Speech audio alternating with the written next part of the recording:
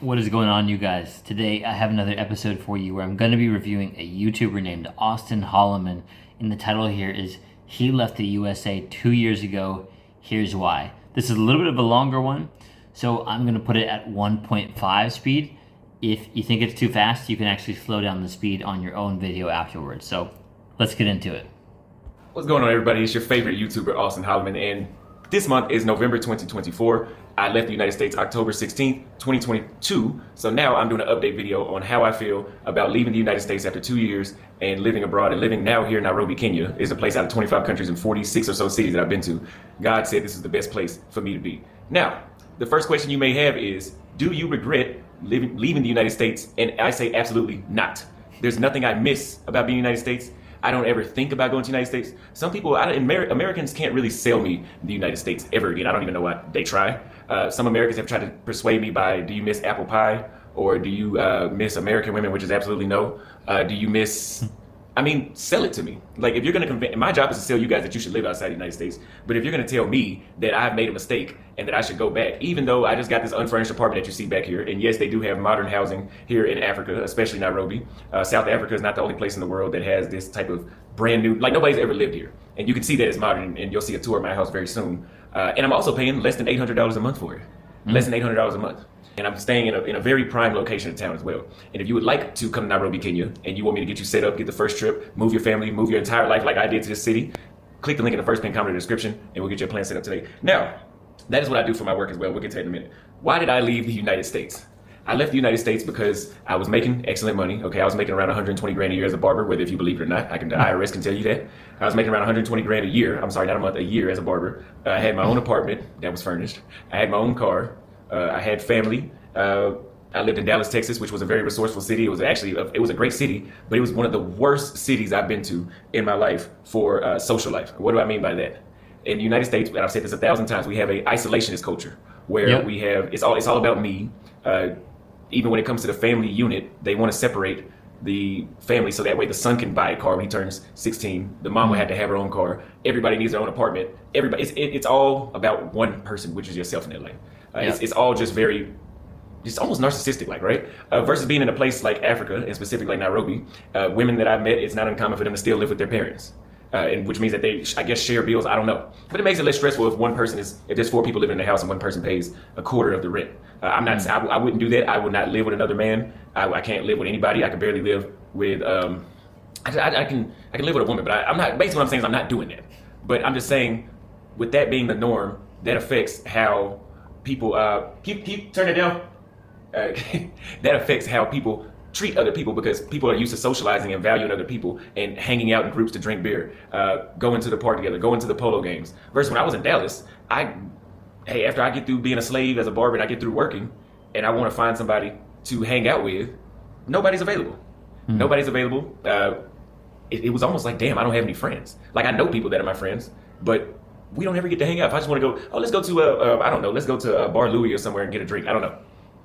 Oh, nobody's available. Nobody's available for me to do that. And then that even goes down to, and we're going to get into the women here in a minute, that even goes down to women, right? So if I want to go on a date, and I was in Dallas, besides the flaking, besides she got to work, besides the very middle school, like, I think when I was dating in middle school, girls when I was in middle school gave me less of a texting game. Like, it was less of that bullshit. When I became an adult, it's almost like the women matured in reverse. And I went to other countries and it was a completely different thing. So the social life is what made me leave the United States. People like to say, like, oh, well, you just did this and my life wasn't like that. I don't give a fuck about your life. Okay, this is my life. Okay, and this is my decision and it's irreversible. Don't ask me to go back to, I hate when people do this. Don't ask me to go back to the United States and, oh, go try New York. I'm not trying shit. I probably will never see New York. Just being real with you. Why? Okay. No, New York, LA, Miami, all those places would be worse. I mean, what part of what he's getting at, there's a statistic, and I don't remember exactly the number, but there's a lot of Americans basically that have $1,000 or under in their savings account. So they barely have any money, basically. So that plays into them not really going out and socializing because, they are trying to save. And they're barely making ends meet, basically. So that's one big reason. And then the dating thing, I agree with him there. Like, you get sort of the reverse when you leave. You actually get women who thank you for taking them out. Thank you for taking the time They're very kind. They're very feminine. It's not all these weird texting games. So yeah, I mean, and again, like it depends on the level of interest of the woman.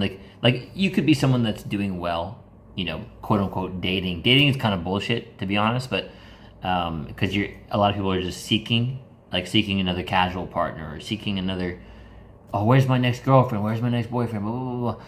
Like rather than just loving themselves and doing things that they enjoy, like bowling, hiking, I don't know, going to concerts, like things that they actually enjoy, and then meeting that cool person there that they end up dating, right? So there's a lot of the weird like hookup culture stuff going on there, and I'm not saying like you can't enjoy experiences with the opposite sex, right? Like go ahead and do that. It's more about balance, and really what he's getting at is there's less weirdness and combativeness, and it feels more natural dating outside of the U.S. And a lot of guys are mentioning places like Nairobi too.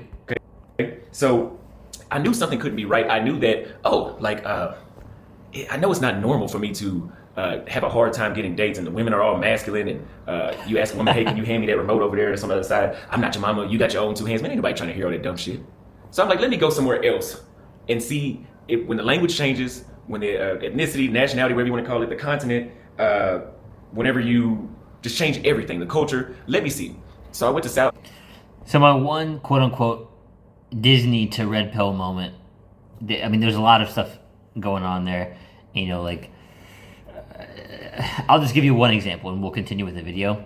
I asked her how her day was going one time, and I mean, she was going to EDM festivals, just tons of red flags. And she responded with how her day was going with, oh, just, dismantling the patriarchy one day at a time. It's like the kind of statement that once you get that, it just makes your brain ooze out of your ear. So I totally get what he's saying. To Rio de Janeiro, Brazil, and I learned Portuguese before I went as well. So I went to Rio, and literally before I even got there, I was socializing with people, and just the conversations were different. When I got there, it was just the women seemed more interested. I was able to build a circle of friends there. Same thing, and I moved to South at one point. I traveled around the world, and then I came here to Nairobi, and this was the best place for me, where I have men that are from Kenyan men that are my friends. We can sit there and talk. Everybody doesn't seem like they're at each other's throats about something, or there's a racism problem, or the women are excited to be taken on a date, and they don't have like these super high date expectations. You guys, if you're a man in the United States, you know what I'm talking about. If you don't know, you're delusional and you're lying to yourself. So there's no way you don't know what I'm talking about when it comes to the dating in the United States. And some women like say, oh, the men are nothing. I don't care. I don't date men. So I don't even, that's not even my concern. Like I said, this is my life. Okay. This is why I make this decision. So after I had that first trip to Brazil, and I was like, oh, wow, like, okay, I knew it was just the culture of people I was around. And culture is it's the social life. Some people confuse like, oh, I went to go see this tall mountain and I tried ugali and now I know the culture. No, you just looked at a rock and ate some food. But if you don't know that, hey, in Kenya, they always greet people with, hey, how are you? That's a cultural thing. Versus the United States is, hey, I need this, can you come over here at this time? We don't necessarily greet people the same way that they do here. That's a cultural thing. Rocks and food is not culture. Quit saying that. So, second, here's the biggest benefit of living in another country.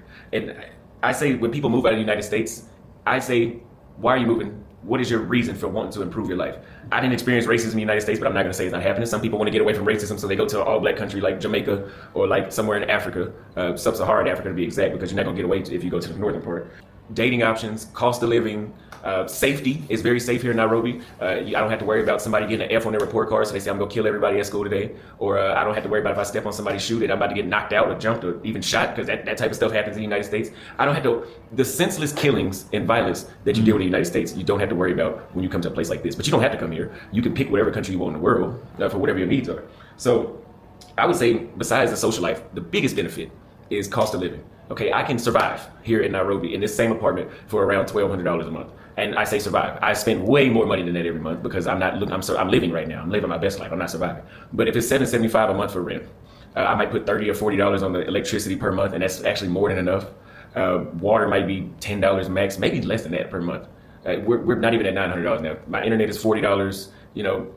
Groceries, I don't cook, but if I did, I'm really maybe $1,000 or $1,100 a month. I would be able to survive. Now that for $1,100 a month at this lifestyle living in this place, I wouldn't be going on any dates. Okay, if somebody invites me to the polo game, I don't have enough extra money to show up. So when I say you can survive, I literally mean it. Like you're just getting by, like you're barely making it. But if you want to come to a place like this and you want to actually thrive and be doing what you want, 2,500 is around that range. But if you really don't want to have to like check how much money you're spending, 3,500 a month. And don't cry in the comments about it, because if you're making $3,500 a month and you live in Texas where the rent is no less than $1,500 in Dallas for a 1-bedroom in a safe area of town that's not affected with roaches, yeah, that's basically damn near 50% of your income just on rent. So you should be making it anyway. If you're not making that money, you're not ready for this lifestyle. You need to figure out, I don't know what you need to do, get a skill, start an online business like I have, and that's how you can do what I'm doing. I don't have the solution for that. I just have the solution for people that already want to do this and they want some direction on where to go. And that's what my online business is, helping people do that.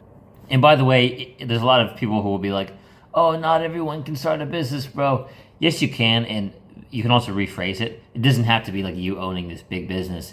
You could be the business, the one employee, or the one person running it. So you're basically self-employed, and you can be a money magnet, like create money with what you're good at, how you help people online. Now, the biggest challenges that I've had living abroad, some people might say it's language. That can be a challenge, or it could be cultural adaptation. So if you guys know me, I've been on CNN Brazil, I've been on Fox News in Houston, and Globo and Mundo Negro in Brazil, because I guess I had a cultural misunderstanding that these people had this sexual promiscuity in Brazil. And I thought it was okay to get on YouTube and say, hey, this is the difference here and there. And apparently they say, yeah, we're like that, but don't say that out loud. So anyways, I ended up being all on, it was a witch hunt, basically. So doing certain things around people that come from a completely different place. For example, I remember my mom was in Turkey with me in Antalya for a few days. I went to see her, actually. And the waiter walked up and he didn't even look at her. He just spoke to the man. And she's like, well, do you not speak to us? And he kind of ignored her again. But it's a Muslim country. Like, when were women having the right? So you may have that issue. My advice to you is, please don't go to another country and don't go to another country and try to tell them it's wrong for them to address the man instead of the woman, because you're not changing shit. There's nothing's good. It's been that way for 1,000 years over there. It's not changing because one person said that. Mm-hmm. Or here in Africa, they do things when they want, right? So the guy was supposed to be here to fix my water pressure at 3. It's 3:33, and that's a moderate tardiness. Being an hour late is kind of expected. So if you order, when I got my washing machine, it's no big deal for them to show up 2 hours late. That's no big deal. So those are things that you'll have to adapt to. It's just how people do things. Even being a Black American here in Africa, the minute I can blend in, but the minute they hear me talk, some prices change. It's not that bad in Nairobi. If you go to Tanzania or Senegal, it's unbearably bad. But it still happens. For example, I was buying a TV stand. I paid $130 for this TV stand I have now. But there was a wood shop nearby where I stay, and it was almost the same TV stand. And they tried to tell me it was $740 for a wooden TV stand. All I could do was laugh at that shit, because I'm not, I'm a foreigner and I may not know everything that's going on, but I'm not an idiot, dude. Find the top family hotels with Agoda. Book your stay now. Download now. I'm not an idiot. $740, that's my rent is $775. So this TV costs just as much as my rent, and you're outside sweating, and if it starts raining, you're gonna have to stop working because there's no roof even on top.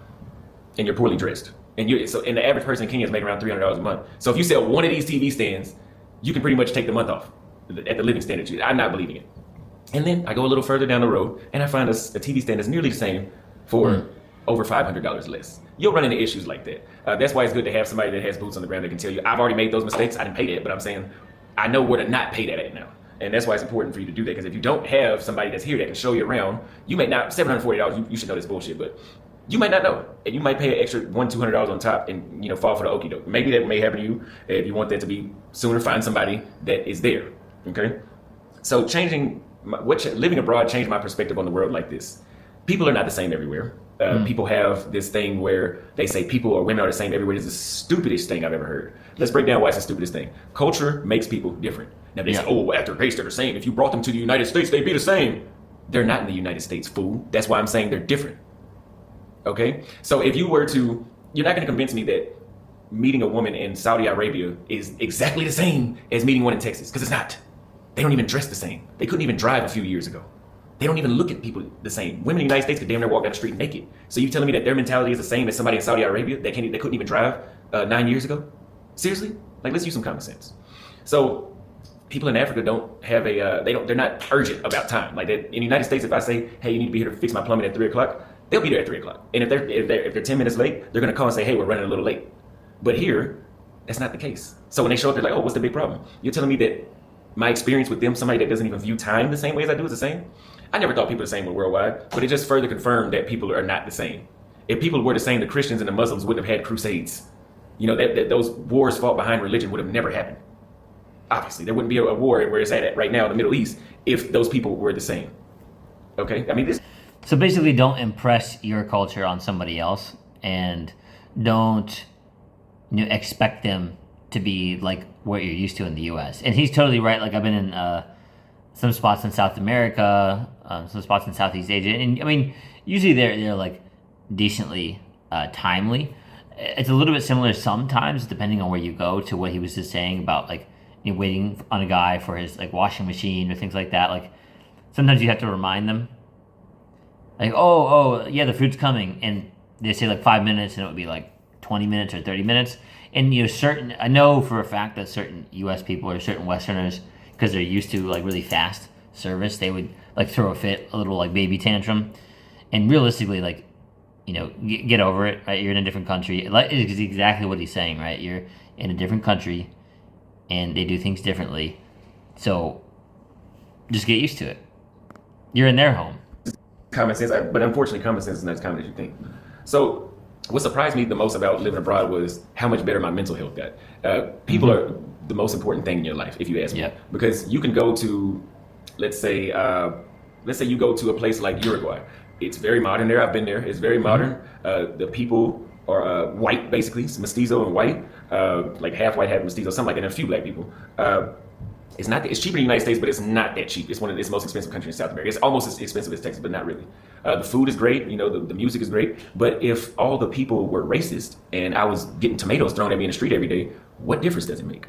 So me moving abroad, I moved abroad in my social life, but I didn't realize how much it would change the peace of mind I have, the way how I have patience for people. And people, I mean, I had control of my attitude before, but people can't really upset me anymore. Like, if you upset me now, it's got to be your fault. It can't be mine, because I'm very passive about like, it's nothing. He's just having a bad day, or she's just acting like that. I don't really get upset. So if you guys value peace of mind and you value your serenity, I think you should try moving abroad where there's not mass shootings every week, hundreds of mass shootings a year because people said something nasty to someone. So they don't even kill the person that said it to them. They go kill everybody else in Walmart. Is that good for your mental health? I don't think so. Is women not even being accessible to you in the United States good for your mental health? I don't think so. It wasn't for me. That's why I feel so much better now. I don't even fool with them over here. So the best country, and I'm giving you my top two that I've lived in around the world. Number one is where I'm at, Kenya, right now. And actions speak louder than words. I got a unfurnished apartment here. I moved in here about 10 days ago. I got pretty much everything except for my second bedroom furnished. I like to do things instantly. So the fact that I did that and I didn't get a furnished apartment, and just because the reason I get furnished apartments is because it's like, okay, maybe I like this place, or maybe I might just bounce one day. This is my 6th time being here in Nairobi since last year, and I knew for a fact when I got back this time I wasn't trying to leave. And why? Because it's cheap. The weather is never too hot, never too cold. Only complaint I have is it's not ever warm enough to get into a pool, and I like to go to the pool. But I love beach cities, and this city does not have a beach. It's landlocked, and I was willing to sacrifice that because I love being here so much. The infrastructure has the best infrastructure that I've had since I've been in Africa. I haven't been to South Africa, but out of the 7 countries I've been to, this had the best infrastructure. There's not really anything that I don't have here that I need, right? The women love me here. Whatever beauty standard it is, I fit it, so I'm never feeling like something's wrong with me or something. That plays a huge role in your mental health. I don't care what anybody says. As a man, if women aren't attracted to you, you're not going to convince me that you're just normal. Like, it's not normal for women to not be attracted to you. You just feel okay about it. That's bullshit. So, number 2, if it wasn't for Nairobi, Kenya, I would most likely be in Brazil. Brazil was the first country I went to that made me pack my stuff and sell my stuff and leave the United States and start a journey around the world to find a place that was right for me.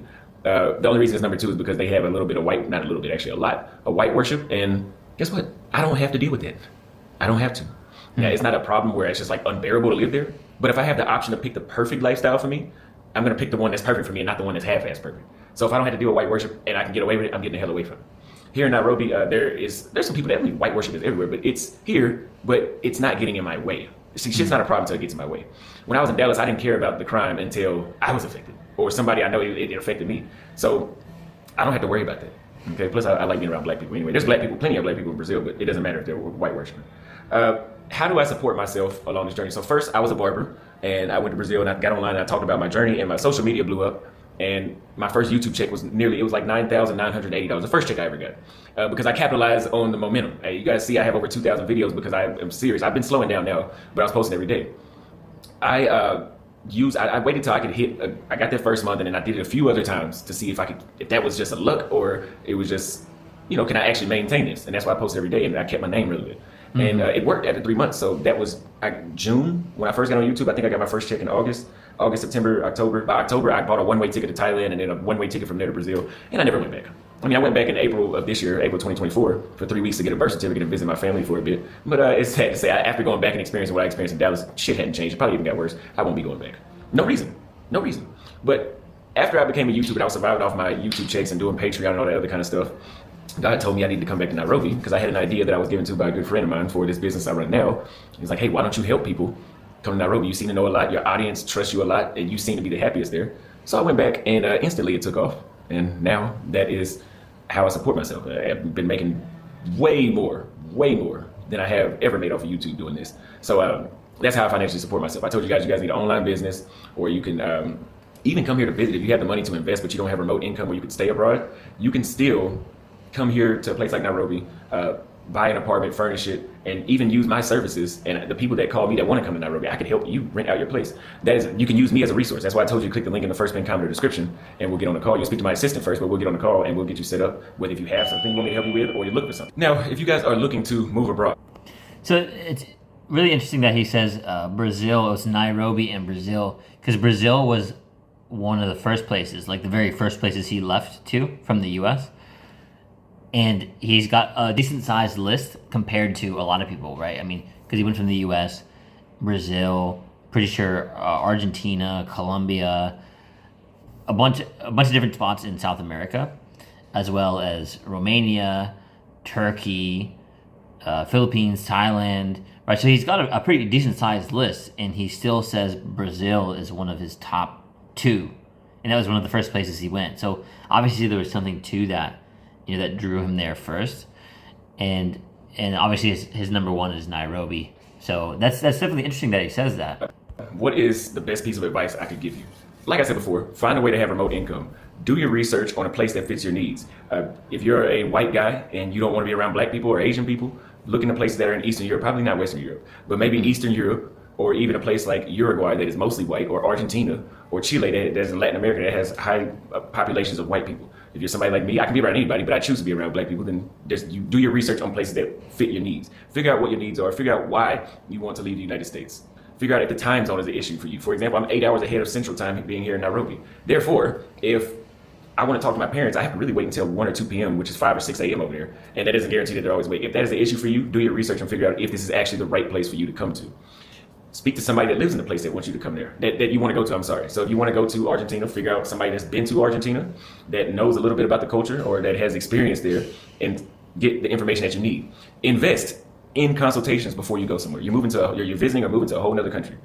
The things that I tell people that want to come to Nairobi or that want to come to Brazil, you would spend way more money during trial and error trying to figure it out yourself than paying somebody that's been there that knows what they're talking about. For example, when it comes to places to stay, the gym I go to is way on the other side of town. But when I came here, I stayed on the other side of town. So by the time I Ubered and sat countless hours in traffic, at least 2 hours a day coming back from that gym, I had balanced out how much money I was going to spend paying a little more in rent by going closer to that gym that I'd like to be on that side of town and spend more time on that side of town in general and go to that gym. So you don't know those things by getting on Airbnb. You don't know shit before you get there. Like some people think they know Nairobi just because they got on there, watched a couple videos, and I say, hey, so where are you going to stay at? Oh, I'm going to stay over here by the airport. I'm okay, good luck with that.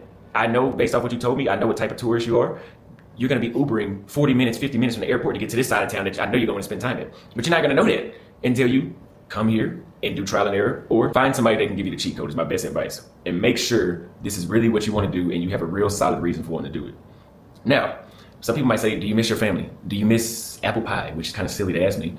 Do you miss anything about the States? And my answer is no. I do miss my family. The miss is not as intense because we have video chat, I can be there with my family, just not in the flesh, which in the flesh is different. But if it was 1900 and I had to write letters to talk to my family, then yeah, I probably would be a little more like, okay, I need to go back every 6 months just to see them. But because I can talk to them daily at an instant, it's not as, I can go longer periods of time without seeing them. That doesn't mean I don't love them or anything, but I can tell you this, I won't be back for a while.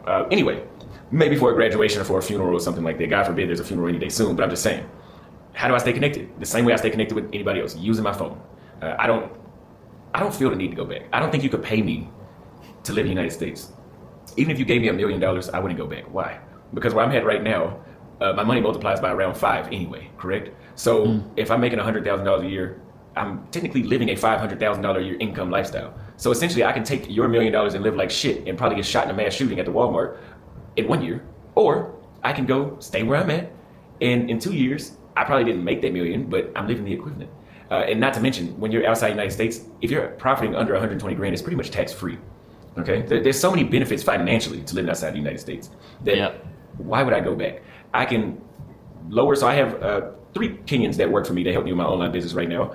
Their salary is a lot more doable. The more money I make, it allows me to grow my business faster because I'm making money with less overhead, and I'm not cheating anybody because based off of the currency exchange, it's good income that they make. Okay, so I'm able to provide people with more opportunities in other countries. I'm able to grow my own personal finances. I'm able to have my mental health back. I'm able to have the dating life that I want. I'm able to have the food that I want. I can pick the weather that I want. Sell me, go back to the United States. What if World War III happens?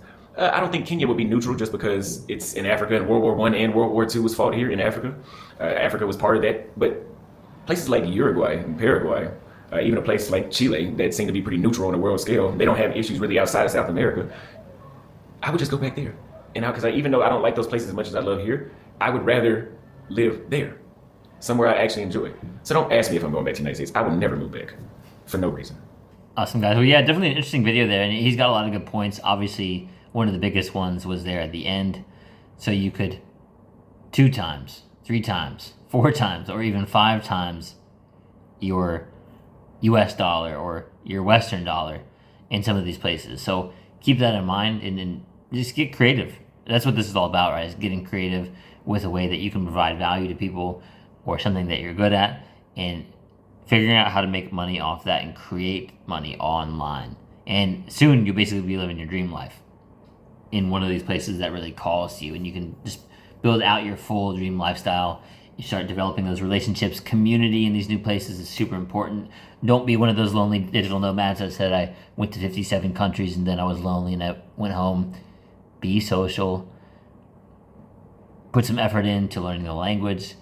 Start going out to some events. Get out of your comfort zone because that's where the growth lies. And if you've made it this far, go check out Austin Holloman's videos. And here, of course, like, comment, subscribe, and I'll see you in the next one. You got this, bro. And before you go, guys, I want to make a very limited offer. So 10 15-minute private consultations for the next 10 people who book in the calendar description below. For anyone who's interested in some lifestyle guidance to creating a life for yourself outside of the US. Whether you're interested in South America, Southeast Asia, Eastern Europe, maybe down in Africa like Austin with the video we just watched, feel free to reach out, and then I'm happy to get the ball rolling for you and see if I can help you out. All right, guys, so limited for the next 10 guys who book, and have a great day. Later.